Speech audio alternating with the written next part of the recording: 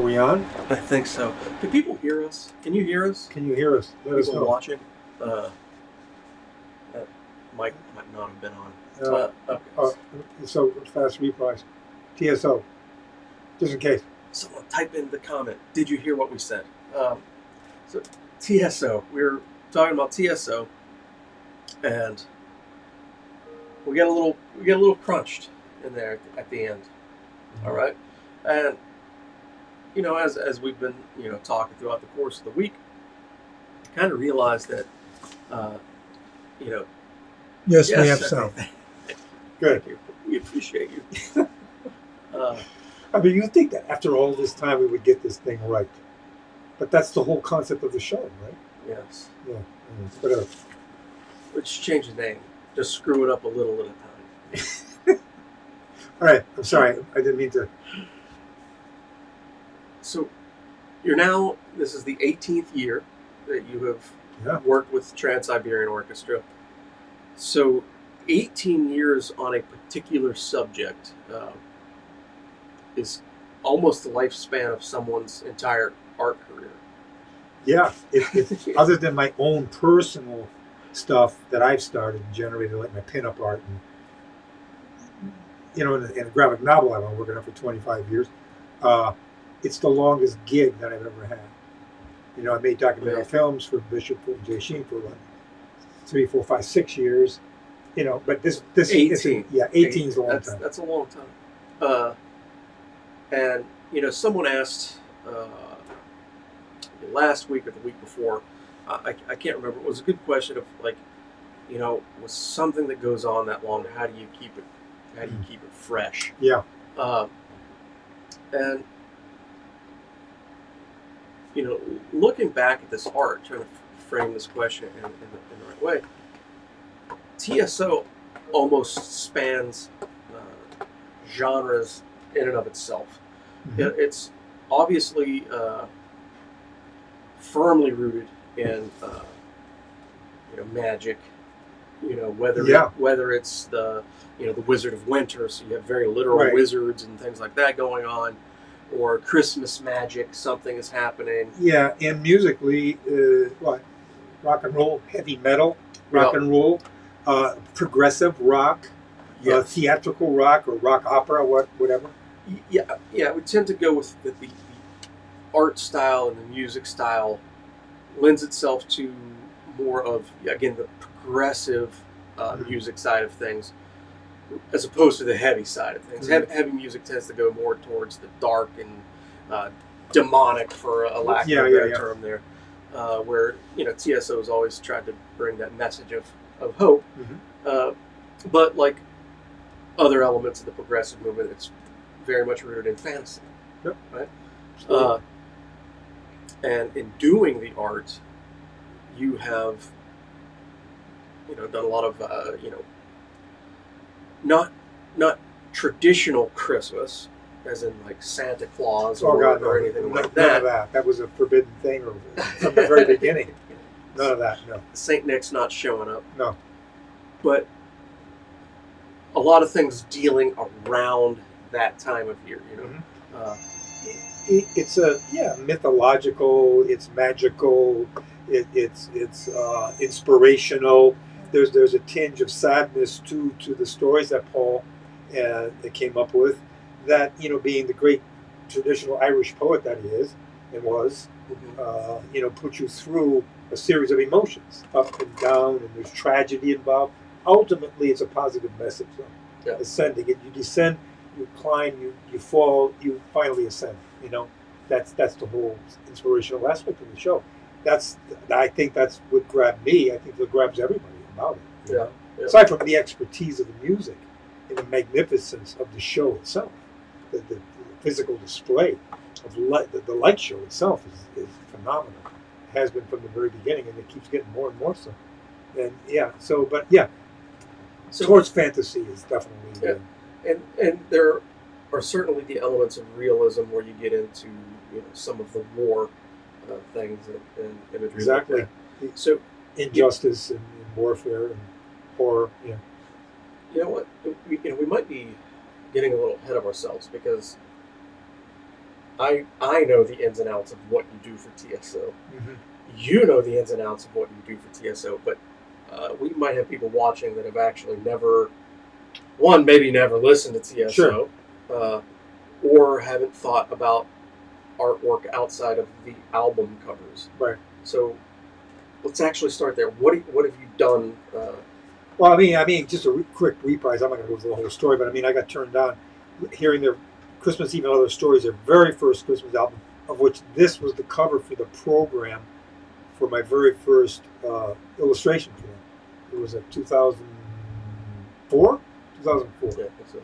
And but I heard that Christmas album, and then a friend told me that they had recorded a rock opera on Beethoven, and I'm a classical music fan and also a rock and roll fan, so I went and got the album, and that totally knocked me out.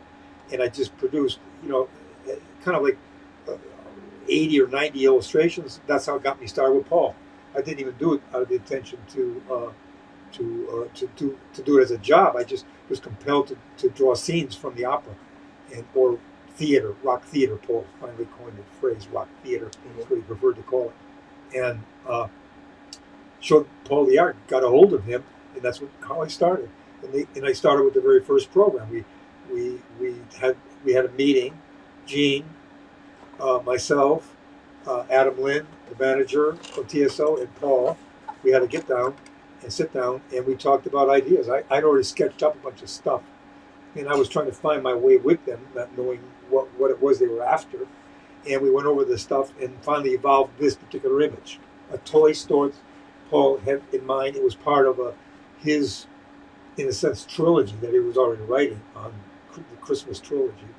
In a toy store, it was part of the upcoming, next album, and the third album, I should say. And so that became the kind of central first image for me. And then this suggestion was from Paul and Adam to do a snow globe with their logo guitar in the center of it. And so we discussed this concept. And then the rest of it was up to me. They wanted the hand, and this is the angel that's sent to Earth to find, the good in humanity. And that was what Paul suggested, and then I came up with this composition. He said yes to it. I painted the picture. Gene had it reproduced, and this had it put onto the first program. And here's that first program here. Gene and I had nothing to do with the interior at this time. This was being done by, who was it, Gene? The first Trans-Siberian Orchestra painting that I did. Their merch company. Their merch company was handling the interior. Bravado. And then the second year, I didn't pull that one out. It was the second year I did the next painting for the next year's show for the cover. See, in this case, it's a 2-page painting. That's all, the front and back of the album. Eventually, what we did was we moved and morphed as we went along, as years went along, into 4-page paintings. And some of the themes would be varied. They wouldn't necessarily have to do exactly what was in the show, but they were figurative of what TSO was about and Paul O'Neill's thinking and thought processes. And so there, I would do an exterior painting and then an interior painting, which were quite elaborate. And this one had to do with an album that was coming out, which was Night Castle. So have you done any of their album covers? Yeah, well, yes, not specifically for the album. The art was that I did for the programs was used for the album covers. Okay, so you created it primarily then for the concert program. For the concert program, and then it was morphed into a square format to be used for the album covers. Okay. And then I did paintings too for the interiors. Okay. Or are we getting ahead of ourselves? We're getting ahead of ourselves. Okay. We're deep diving. We're deep diving. All right, because we want to get into some of the thought processes behind this stuff, because the amount of music that was created there's not 18 years worth of music. No, there's 3 Christmas shows, and yeah. there's Beethoven opera, theater piece, and there's a Night Castle. Okay, so there's 5 works Mm-hmm. that you have illustrated for at various points, but over new fresh art has been had to have been created solidly for Right. 18 years. I mean, even last year when there was no tour, you had done some projects that may be in the works or Mm-hmm. may not be in the works, but you still had Right. done some stuff. So let's go back to this painting. You were talking about you had your meeting with Adam Lind and Paul O'Neill, you and Gene. All right. Is there any specific reference to a toy store or anything like that on that album? I'm not familiar enough with. Not in Christmas Eve and other stories. That doesn't show up till Lost Christmas Eve. Okay. And where the principal character in that particular story is passing by a toy store, and he sees this little girl looking in the toy store window, and there's an encounter, and it's a magical, supernatural or spiritual encounter basically, and that show always moved me, and they put it on, and there's some heavy duty stuff about it because it has to do with crack babies, and it talks about serious stuff in the world. Yeah. And when it was presented, a lot of people reacted kind of negatively to it, even though, I mean, my God, some of the songs are freaking astounding, they're beautiful, incredible, and to me the whole concept was fantastic. But yeah, the toy store is in that particular show. But Paul, it was clear eventually that he had this whole thing planned out. He was working on this whole Christmas trilogy idea. Okay, so did he divulge to you that it would center on like a toy store? No, nothing about that yet. Okay, so he's throwing an idea out to you, knowing full well that he's foreshadowing work to come, Mm-hmm. but not telling you Right. that he's foreshadowing. I think part of that too was he wanted to see what I would come up with. Okay. And that's how we worked a lot of the times with him, is that I would come up with stuff and then he would utilize that and he would incorporate that. Okay, so yeah, well then maybe it wasn't necessarily foreshadowing. Maybe he wasn't fully aware, as he was developing it. Could be. And I don't after know. that hit, then it that morphs. sparked the idea. But that was the beauty of working with him. That's the beauty, that's the beauty of working with any artist. You throw ideas back and forth and they start to merge and become something else other than you ever thought they would be to start off with. Yep. And there's just something that happens, especially if you're on a wavelength. And we were on a wavelength, Paul and I, and Gene and Adam. And Paul and I would be on the phone for 7 hours sometimes. It was like really incredible. And but yeah, no, this, again, to answer that directly, this was not, the toy store is not in that first album.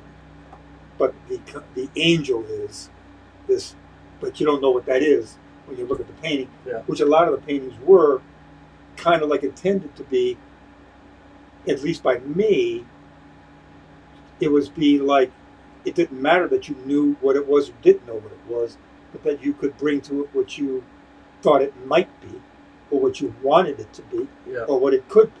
So the viewers kind of like partaking in the artwork in that sense. As opposed to you're illustrating a scene. Captain America bashing Hitler, like I did for the comic. You know exactly what that is. There's no subtle variations or interpretations. It's pretty clear. These, a lot of the times, would get very symbolistic. Like I say, one of them that I opened up a little while. Well, here's this one. Well, it started with the concept. This was to be a sort of a, 10 years after 9/11. And so we started with the concept of the Twin Towers with the rays of light and the phoenix rising out of the ashes. It was an idea that started between Gene, Paul, Adam, and I. And I don't remember who exactly brought the first concept up or idea. And then that morphed into a bunch of themes that were TSO, There's this ship of hope coming in. There's Night Castle in the distance. There's New York, which the first opera takes place, the first story takes place in. There's this child that Paul always wanted to show up in these stories that represented innocence to him, I believe, in terms of that whole thing. And so we would do this more symbolistic one. And then some of them, like 1 or 2 years ago, before the pandemic, was a literal illustration of a song, a key central song out of Christmas Eve and Other Stories, where the little angel disguised as a boy passes by a bar, enters the bar, the old city bar, and you have to listen to the music, but it's literally a illustration of the story of that song. So we have two different takes right there. You said you have the ones that are more ethereal, interpretive, symbolistic, and then you have very literal interpretations. Now, when you're coming into the new year to do the art, is that a conscious decision to choose one way or the other? Yeah, that's a conscious decision on Gene's part, my part, now Adam's part. Yes, to do what we're going to do. Yeah. And before with Paul, it was a conscious decision too, to move in one direction or the other. Now, did you take into consideration, like, okay, well, last year, we did it this way, so let's do it this way this year? Yeah. The idea was never to repeat yourself at all possible, which is challenging given, like you said, you have 3 Christmas shows that you're dealing with. Yeah. And, how many times can you re-illustrate each story or each concept? And a lot of it is you're dealing with instrumentation, like Wizards of Winter is a song. There's no lyrics in that song. It's strictly instrumentation. Well, then you can kind of like take off and just do a Wizard of Winter, and blasting ice out of his hand and stuff like that. And I've done images like that for T-shirts and whatnot. And you can kind of like take off with that. But if you're illustrating the story, well, you got to illustrate the story. Then it becomes, well, how are you going to go about that? What take do you have on that? What approach do you have? That comes down to me sitting there with a pencil, and now because I'm the guy that's going to draw the pictures. Yeah. And whatever I come up with, good, bad, or indifferent, and what comes out comes out. However it comes out at that moment, Hope for the best. Exactly. So, going from that, I want to back up, talk about the phrase would just come out of my mouth horribly. Talk about crack babies. I don't want to talk about crack babies per se. Right. But, okay, so the music, the lyrics were dark, right? Dark and powerful and tragic and moving. And, the concept of the story, the central figure is a man who now is just a white-haired, maybe in his 60s, a successful, rich businessman who's alone in the world. And basically his son was born not what, I don't know what word to use. I forgot exactly how Paul described it, but he was not, he was not completely healthy mentally. Okay. And the father abandoned him. He was free. That whole thing, I can't have anything to do with this.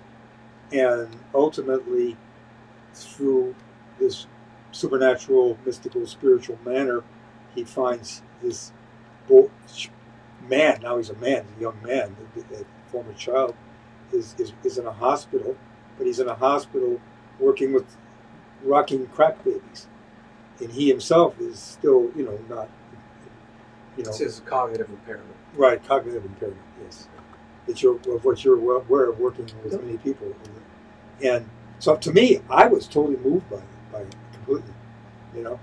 To me, it's probably the most heavy duty, serious one that he wrote. They wrote. Now at that time, Did your artwork go? Did you do really dark artwork to kind of match the subject? Yeah. I literally illustrated the scenes. The babies in the incubators and the son, now a man, rocking a baby, and yeah. I mean, it's there. I mean, the scenes are there, and so in Beethoven's Last Night too, the devil is Mephistopheles is tempting Beethoven, and the child in the gutter. The devil shows him a child laying in the gutter, that if he will, make this, if he will sell him his soul, in a sense, everything will be made fine for this kid. He's using humanity in its worst form to tempt Beethoven's higher nature to sell his own soul so that he can help mankind. You know what I'm saying? Yeah. That's pretty heavy duty. Yep. That's the rock opera that really grabbed me more than anything, and that's the one where I plunged into it, hook, line, and sinker. Yeah. So when people showed up to the Christmas show, right? Because let's just be upfront and honest. When people are going to a Trans-Siberian Orchestra concert, they feel like they're going to a Christmas show. It's a Christmas show, right? And that's rock and roll and Yep. classical. Yes. that mix of Yep. classic, tradition, and rock. But there are certain expectations, and as you said earlier, it didn't necessarily land right with the crowd. Now, did they tour that at Christmas? Just so Yeah. Sure. Oh yeah, Okay. yeah. So you said it didn't land necessarily. It was too disturbing, I think, for some people. The idea that you like I already said, the Irish poet, that you take people through tragedy and make them ascend, but this tragedy was too strong, apparently. For me, it wasn't. I mean, I've been through enough stuff. I mean, it's hardly, I totally get the point. I mean, I got it hooked completely, and it's totally moving again. In the performances and the execution of it was fantastic. Jesus, the singing, incredible. Especially the concept was this, that the song is so powerful that the implication is that this is the Christ, the kid is the son, his son is that, which is very theologically profound. If you whatever you do for the least of these, you do for me. Yep. The words of Jesus, right? I think Paul took that and made that. He translates it that way, so you're not just talking only about it being a Christmas show that is, say, Christmas trees and mangers, but there's the real manger. There's the real Jesus right there. Yep. So that was incredible for me.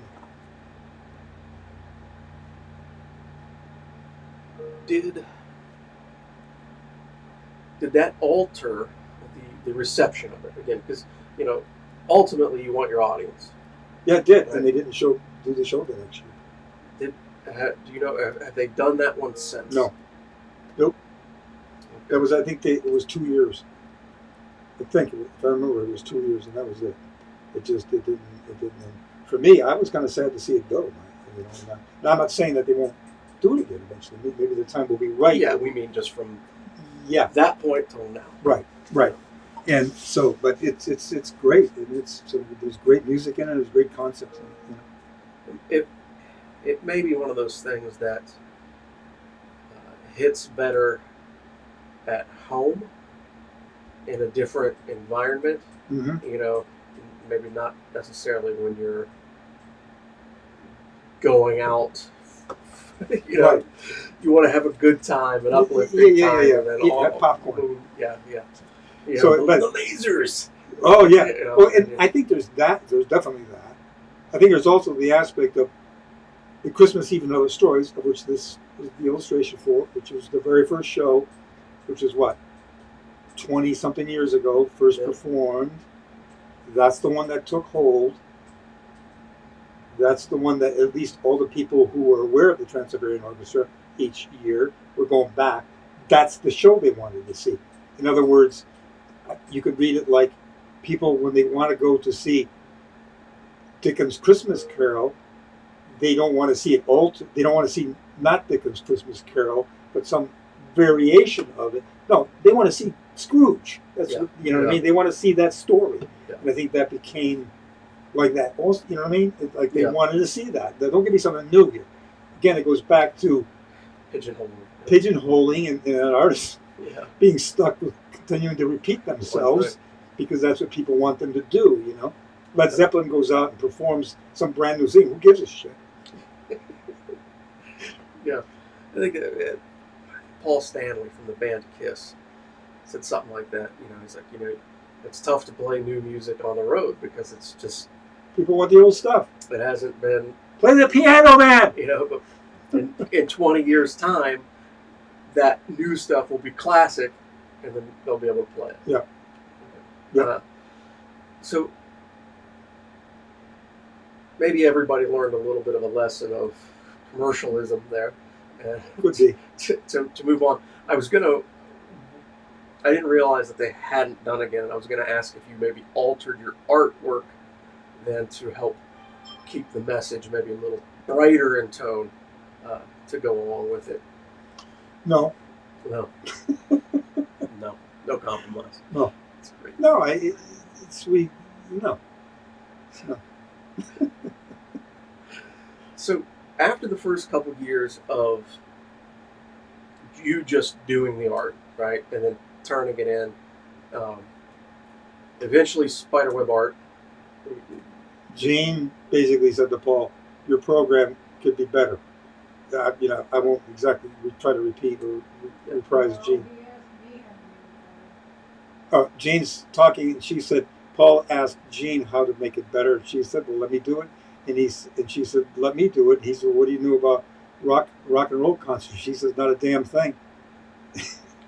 And which, there you go again, you know, what you don't know you're not supposed to do, you'll do something great. You know? Orson Welles didn't make a movie until he went to Hollywood, and then he made Citizen Kane. I mean, along with the other people who made it with him. But I'm saying, you know, so I'm a firm believer that you don't have to know a goddamn thing about something.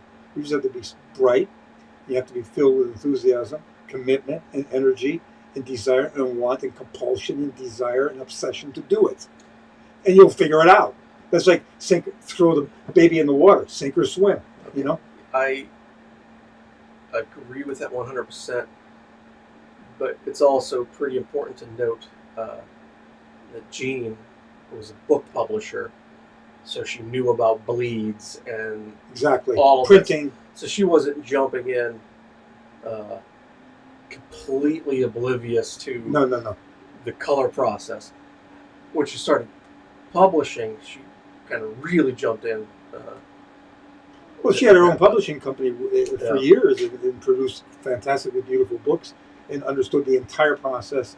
She could make a book from beginning to end, you know. So, but once production of the entire program came in-house, right? How did that affect? Did that affect the way you approached the art at all?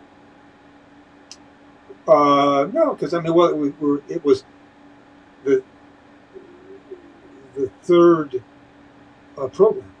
So I had only done 2 so far. You know what I mean? It was brand. So we were still new at it. It was very early on, and not only did she design when we talk about designing a program for TSO, we're talking about when you go inside the program. What the hell? Everybody that's seen them, there's thousands of photographs. Well, Gene gets here at Spiderweb Art. How many pictures, Gene? How many 10,000. You It started off 10,000, and then narrowing it down. And you were there. Yeah. Keith was there working on this all the way along, and so she gets to go through 10,000 photographs from a half a dozen, 5, 6 photographers that covered the show last year. So Gene will be looking at 10,000 photos along with Keith. Huh? Yeah, Keith looked at 10,000. And other people who have worked before, Angela and people in the past, and edited it down to what? You look at 10,000 and you get it down to? A couple thousand. Well, and over these years... narrowing it down to a few hundred that go into it. A few hundred that go in. And over these years, Gene has evolved, along with Keith and others, the procedure, which is to say long shot, medium shot, close-up, red light, green light, blue light, white light, purple light. There's all these categories that she can't, puts the pictures into, long, each particular performer, a long shot, close up, medium shot of each performer. And then when she does the program, she makes sure that everybody gets equal coverage. Nobody gets a bigger coverage or a lesser coverage than anybody else, which is all part of the. So it's a massive, months long procedure. To say nothing now of you sitting at a computer, coming up with the borders and designs that this is all going to fit into, and you can talk more to that than I can. Yeah, that's the bull. We're talking about Greg's art. So, pass me that program, please. This one? Yeah. So, in this, this is the 2011. You said it was the 10th anniversary from 9/11. Now, Paul is from New York, right? Yep. So a lot of the stories, as you said, like trigger around New York. Yeah, New York is happen in central. New York. Yeah. Yeah, 'cause that's where he's from. But inside this one, what is now we have sequential art, like basically comic book stuff. I think there's another page at the end here. Yeah, probably. Just trying to You could figure it out here. there we Yeah, go. this was a story, Merry Christmas Rabbi, that Paul had written a novel, which got put out there, and we were talking initially about doing it as a sequential art, and I was going to do it in this blackboard style, and it eventually never got done. Let's put it that way. Now, so he wrote the poem "Merry Christmas, Rabbi." It's a story. It's a novel. Okay. Did he write music to this as well? No, there's no music to that. That's just strictly a straight novel. All right. So And he wanted to turn it into a I showed him graphic novel. He came here and we were talking. And Paul was not that comic book hip at all, No. which I thought was kind of interesting. And I mentioned graphic novel, and I showed him Will Eisner's first graphic novel, which considered to be in America at least the very first graphic novel, The Contract with God. Contract with God and Other Tenement Stories. And Paul flipped over it, and he said, "Well, let's do this. By all means, let's do Merry Christmas, Rabbi." And that's not Eisner's style, but that technique in terms of the sequential. And I was all for it. Gene and Adam, Paul and I would be on the phone just psyching each other up for this project, and we're planning it like crazy. And we're the two kids over here planning to to go into the playroom and have a ball making this object. And there's the parents over here, Adam and Gene, saying, no, it's going to take too long. It's not viable. It's not, it's going to cost too much. Blah, blah, blah, blah. They were the pragmatic ones. And Paul would always say to me, "There's Mom and Dad again, Greg," that kind of thing. And ultimately, I guess, what would you say, triumphed? Reason, pragmatism, Better judgment. economic judgment, and I'm sad because Paul was psyched and it never got anywhere, Well, at least it's captured here. a little bit of it. But I find that to be interesting that it had absolutely nothing to do with the show that people were singing. It had nothing to do with the band or anything like that. Right.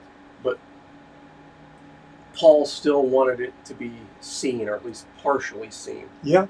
And Yeah. so that he had you do it, put it into Yeah. the program, so that it could get into the hands of the people. There's another piece, not somewhat similar as a sequential art piece. I don't know if I took it out here, that I did 3, 4, 5 years ago, of Rurik, who was a Russia ancient, one of the first kings of Russia, who comes forward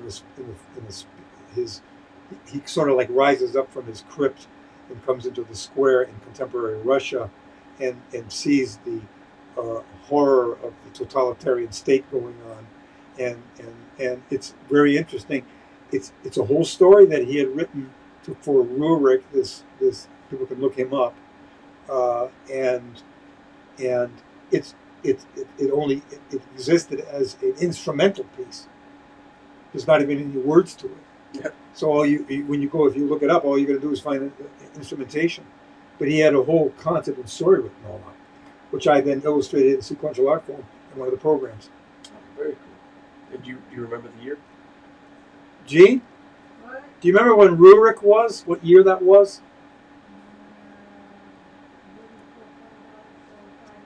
5 years ago. Okay.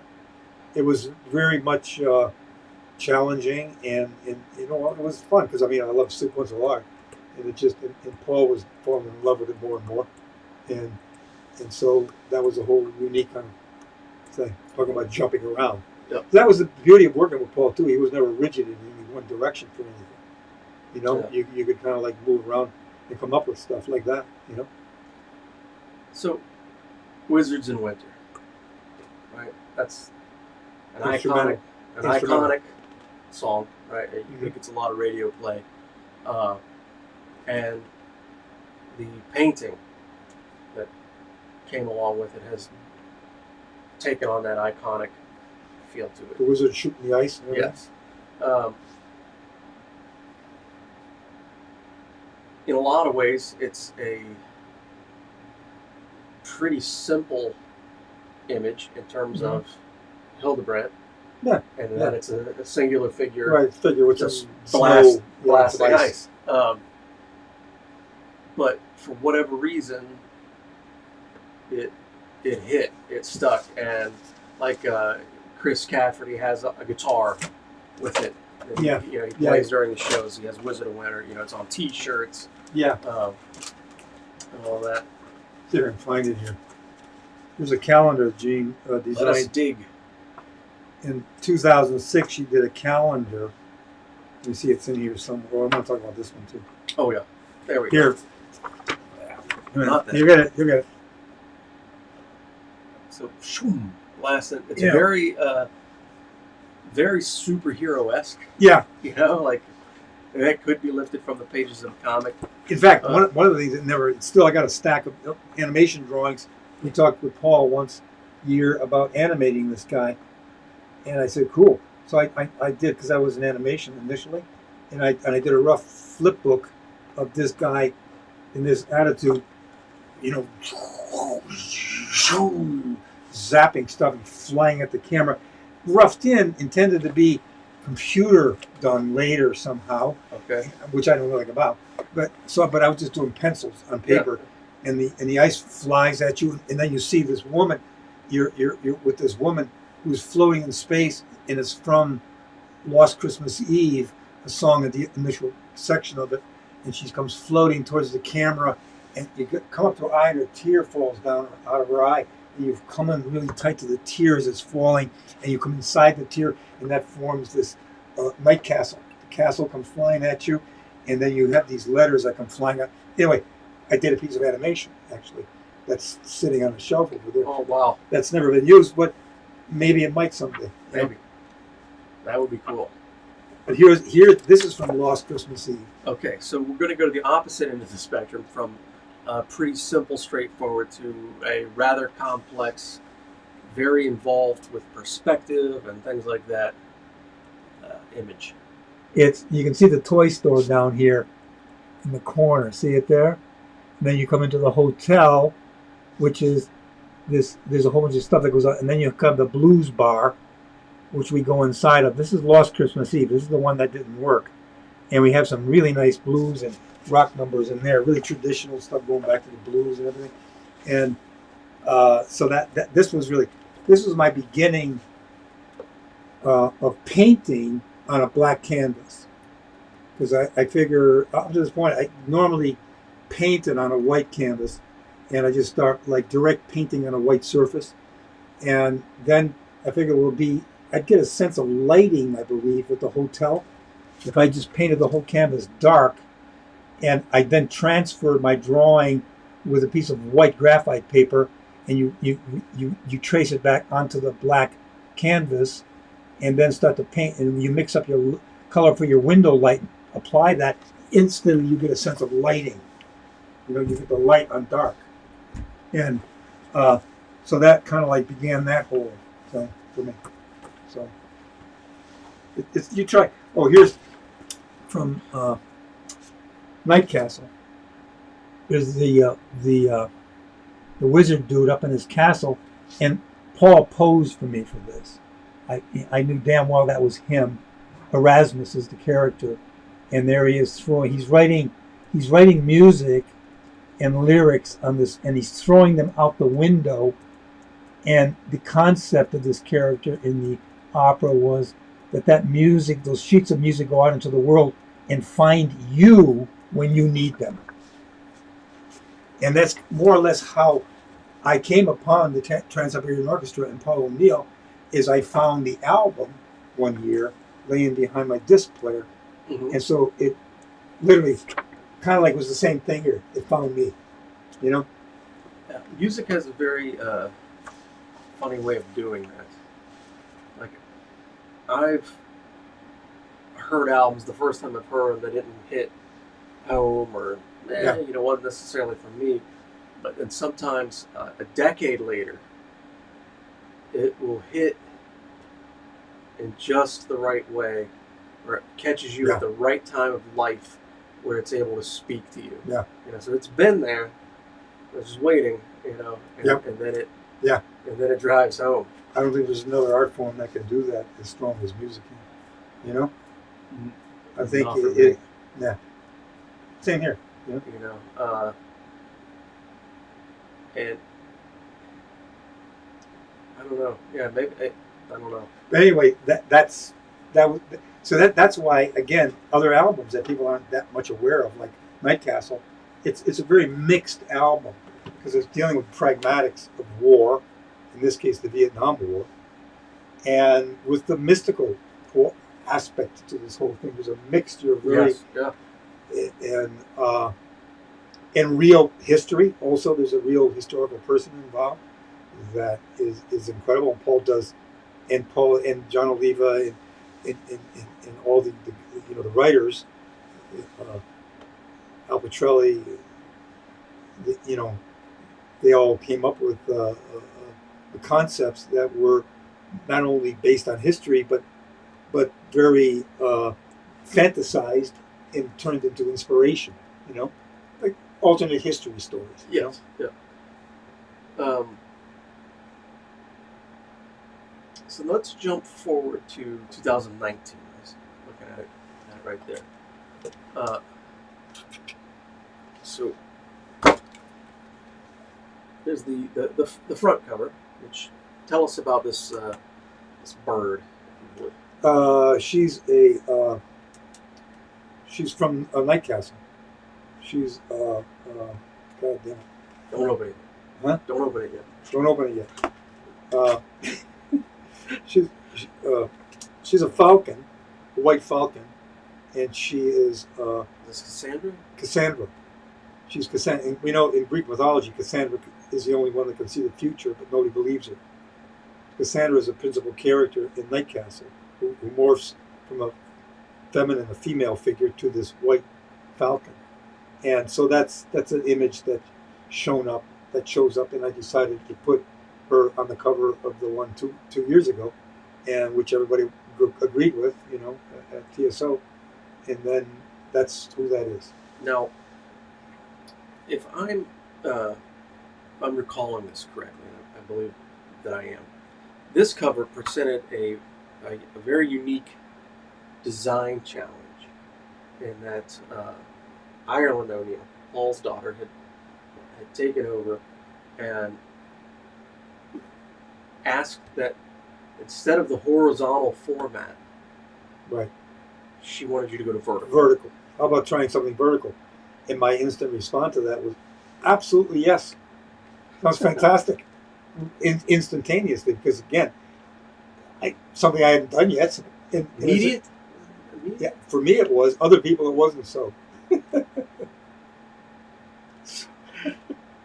So the challenge then becomes, okay, well, if we're going to go in a vertical format for a gatefold, what's that central picture on the cover going to be? And how does it work then? And what's the other images that are in a vertical? So I decided to combine several elements together, starting at the top, the Wizard of Winter, and another attitude imposed. The fantasy ice castle that shows up in the past in various forms. An hourglass, because that was symbolistic to Paul, and always loved hourglasses. And then you fold it down to the it's the castles in the clouds, and you see the bird. So it fits not only this format, but it fits this format. You had to design that moon with the bird to work both ways, so that you could look at it either way. It looked okay, and then the ending to the painting was, if I can flip this out here, was where we're going to go inside now. After we panned down and we're in New York City. There's the Empire State Building, and over where my finger is here is the Old City Bar. That's the central story that we're going to go to. And the rose that always Paul symbolically grows up out of the ice and snow, and it's a sign of life, you know. And then we go inside, and we have the Old City Bar story. So that one was both symbolistic in terms of kind of like other elements of TSO, kind of combining them all, and other albums, and with Christmas Eve and other stories at the bottom. So just kind of a mix of stuff. Very cool. So that was challenging and a lot of fun. Ryan enjoy the hell out of doing these things. So do you ever take, some of these images off?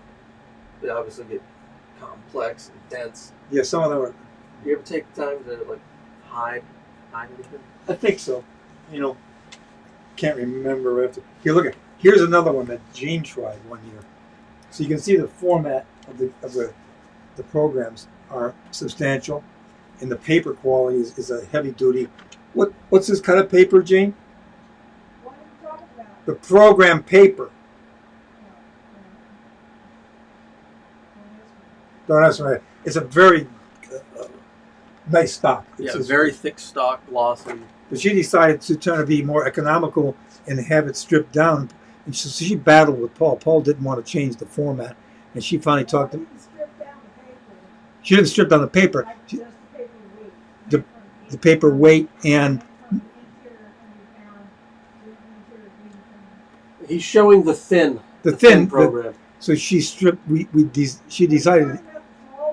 Yeah, 60-pound paper. But then I still did the same. It's all right, Gene.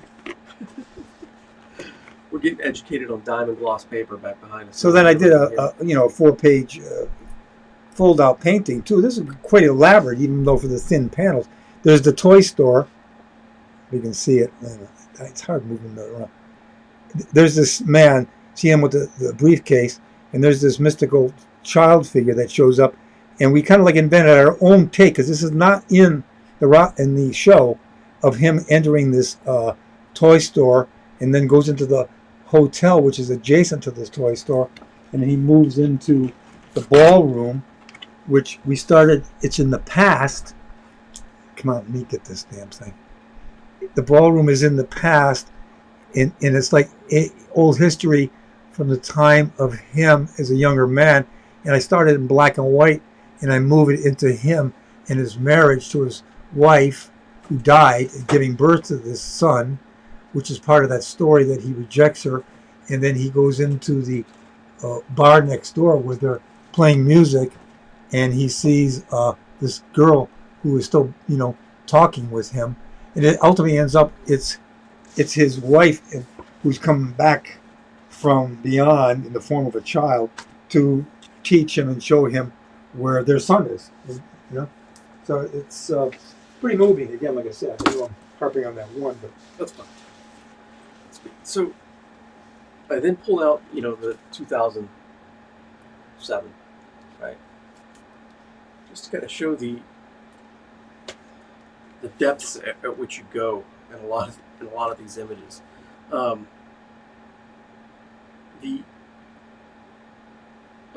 2019, you whipped out the green for the Wizard in Winter. Mm-hmm. But a lot of them have more of that warm, cool, wintry kind of. Cool and warm, Paul. That combination of the blue, like this one. This is the interior of the clock room in Night Castle. There's Cassandra again, the Falcon. She's sitting there, and there's another page of this stuff. This was really challenging pulling this one off. Because I just did a whole bunch of research of all these different clocks, and Paul was very insistent about. He wanted the Harrison 1. If you can look up the Harrison 1. and the final Harrison. This is the navigation instruments, and I know this is falling apart here. And this one is I found this one here in the middle, the Antikythera mechanism. These divers found it off the coast of Greece, and it's literally a computer device that goes back to the time of Socrates, they assume. So that's pretty enigmatic. And anyway, the room is filled with different clocks from different eras of history, which is in this room of Erasmus, who inhabits this castle. The Erasmus character that, like I said before, that Paul posed for. And in any event, that was a very challenging one. A lot of fun to do. So my next question for you is, what's your favorite story of theirs to illustrate? The one I'm illustrating now. Whatever that happens to be. If I had to boil it down to one piece, one show, probably Beethoven. Yeah, because that's the one that hit. That's the one that hit me, and I think that's pretty loaded. Yes, in terms of absolutely possibilities and his life, and all that stuff. So, all right, man. We are coming to the end of our show. Jeez, oh man. People commenting, about the TSO stuff. Does anybody have any last-minute questions for Mr. Hildebrandt, specifically about TSO that you've been dying to ask and have not? Does anybody have any? Speak now or forever hold your peace. just kidding. But really, thank you for talking. Well, about it's like TSO. it's you want to babble it all out. You can see the complexity of it over the years. It's all over the place, and I go back as I'm looking at it, because I don't look at this stuff every day. I'm looking at it now. I'm just recalling the fantastic experience that I had doing all this with Gene and Adam and Paul. I mean, it was like one of the high points of my entire life. Yeah, and certainly my artistic career. It's like working on the last stuff that I was doing with Paul was he was been for years writing a rock theater piece on the Russian Revolution, When Kings Must Whisper. It's the name of it, and it's about the end of the Romanovs, and it's about Rasputin and the rising of the Red Star and Lenin and everything. It's very theatrical and yet rock and roll. But it's very super. Music is incredible, and so I started doing sketches, images, color roughs out of that when Paul was recording, and he was taking some of those paintings that I was doing into the recording sessions to kind of like show the singers and performers the guts of what he wanted, because I was doing one of Lenin, ranting, clutching the red flag. I was going back and looking at Eisenstein's October movie, which is pretty amazing visually. It's incredible. He was making those propaganda films for the. But yeah, he was fantastic filmmaker. My God, some of the Potemkin, Battleship Potemkin. I don't know if anybody's ever seen any of these. Or Alexander Nevsky's first sound movie, where again, going back to that, Nevsky, I saw that as a teenager at an art theater in Detroit. It was the Teutonic Knights were invading Russia in the Middle Ages, and Alexander Nevsky is a retired knight, and they pull him forward to lead the Russians against the German knights. And this was made when Hitler was starting to rise to power. So it was made, kind of with the idea in mind to like warn people about the Germans. Okay. Only go back to history to show them charging. But he worked with Sergei Eisenstein worked with Sergei Prokofiev, the composer, one of my favorite composers, classical composers, and they worked together, visuals and sound, designing the movie. And I had a book on that once, and I wish I had it. I tried to look it up. I couldn't find the damn thing. It was on the making of Ivan the Terrible, part 1 and 2. And for me, that's fantasy's been since I was a teenager when I saw that film, and I started reading how they worked together, the artist, the filmmaker, because Eisenstein not only was a director, but he was a graphic artist. He designed all the sets and costumes and everything. So you see these two artists working together, visual and sound, and that was always a fantasy for me. And it kind of like, ironically, synchronistically, here I am with doing pictures of Lenin, and Paul's working with this composer. I'm doing his art of Russia to show performers, to juice them up and to get into the character. I thought there's some circle coming around. You know? Yeah, It's pretty crazy. it's fantastic, and it's definitely hard to boil 18 years of a prolific project down to an hour. Yeah, well, We got a pretty good we took a bite out of it. little nibble. Again, but can Greg show the calendar Guitar Roses painting from the month of June, where he did Paul in the Building? Oh, yeah. That's what I was getting at when I asked. Where the him. hell is that calendar? You have it? I don't. I got the calendar here. Yeah, Paul was in the building. Yeah, I didn't think anybody would spot it. Paul saw it instantly. I don't know if you can even see it here, though.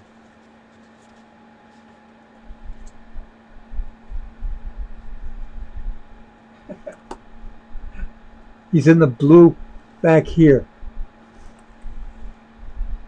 Where the hell is it? Up in this zone somewhere. Have you ever painted Krampus for Christmas pieces? No. No, me either. No, I've never painted that. Maybe you should. Never have. Maybe I should. Anyway, folks, thank you very much for tuning in. As always, if you're liking what we do, like, subscribe, share, tell your friends, all that good fun stuff. By all means, we have some TSO merch still on sale on the gallery, not the clothing, but the tour books and all that stuff, where you actually get to see really good high-end reproductions of Greg's art.